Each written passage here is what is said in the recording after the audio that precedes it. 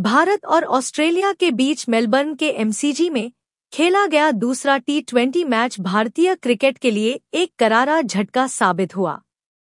125 रनों का शर्मनाक स्कोर और फिर ऑस्ट्रेलिया का 40 गेंदें शेष रहते हुए 4 विकेट से जीत दर्ज करना, ये नतीजा सिर्फ एक हार नहीं बल्कि एक चेतावनी है कि भारत की नई टीम में आत्मविश्वास और संतुलन दोनों की कमी है। हाँ, कुछ चमकते चेहरे थे। अभिषेक शर्मा ने शानदार 68 रनों की पारी खेली और वरुण चक्रवर्ती ने गेंद से नियंत्रण दिखाया, लेकिन इसके अलावा सब डाउनहिल था। भारत की बल्लेबाजी उस पुराने स्क्रिप्ट की तरह लग रही थी जिसे हमने बार बार देखा है। शुरुआती झटकों के बाद पूरी टीम पैनिक में बिखर जाती है। सवाल ये नहीं कि भारत हार गया, सवाल ये है कैसे हार गया। जोश हेजलवुड ने पावर प्ले में भारतीय बल्लेबाजों की तकनीक की परतें खोल दी। गिल, सूर्यकुमार, तिलक, संजू सब एक के बाद एक गिरते चले गए जैसे किसी पुरानी दीवार की ईंटें। सिर्फ अभिषेक शर्मा ऐसे बल्लेबाज दिखे जो खेल की रफ्तार समझते हैं और अपने दम पर मैच का चेहरा बदल सकते हैं। लेकिन जब बाकी खिलाड़ी सिर्फ स्ट्राइक घुमाने तक सीमित रह जाएं, तो एक अकेले खिलाड़ी का जोश भी बेकार हो जाता है। यही हुआ अभिषेक के 68 रन पर आउट होने के बाद, क्योंकि अगले ही गेंद पर पूरी पारी सिमट गई। सूर्यकुमार यादव की कप्तानी अब सवालों के घेरे में है।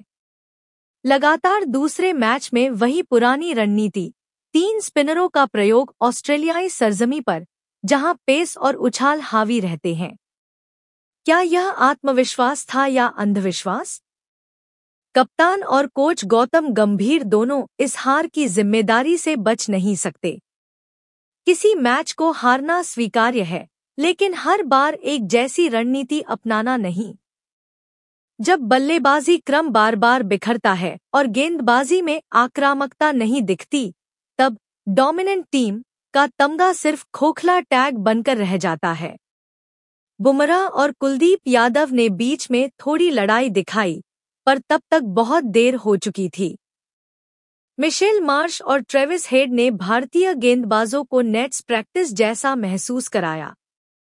हेड का आत्मविश्वास और मार्श की ताकत साफ दिखा रही थी कि ऑस्ट्रेलिया ने पिछले 1 साल में जिस पावर रिवॉल्यूशन की बात की थी, वह अब नतीजे दे रही है।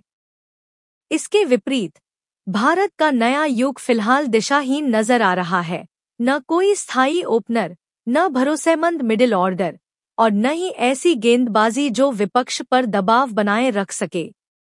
भारत ने पिछले 22 महीनों में सिर्फ 3 टी20 मैचें अस्तित्व बनाए रखा था, लेकिन जब जीते आंकड़ों पर आधारित हों और असल प्रदर्शन निराशाजनक, तो जमीन खिसकना तय है।